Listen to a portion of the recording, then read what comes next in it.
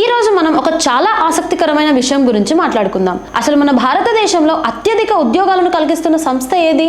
చాలా మంది రైల్వేలు లేదా ఐటీ కంపెనీలు అనుకుంటారు, కానీ మీరు ఊహించని ఒక సంస్థ అందరికంటే ముందుంది. ఆ లిస్ట్ ఏంటో ఇప్పుడు చూద్దాం. ముందుగా ప్రభుత్వ రంగం గురించి మాట్లాడుకుంటే ఇండియన్ ఆర్మ్డ్ ఫోర్సెస్ అంటే భారత సాయుధ దళాలు దాదాపు 14 లక్షల మందికి పైగా ఉద్యోగాలను ఇస్తున్నాయి.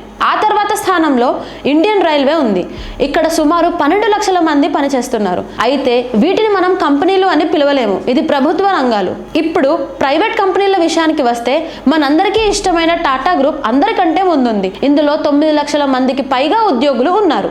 ఆ తర్వాత ఇన్ఫోసిస్ 2.5 లక్షల మంది ఉన్నారు. రిలయన్స్ లో 2,36,000 మంది ఉన్నారు. మరియు విప్రోలో 2,31,000 మంది ఉన్నారు. ఇటువంటి ఐటీ మరియు ఇతర దిగ్గజాలు వస్తాయి. మీరు ఒక విషయం గమనించారా?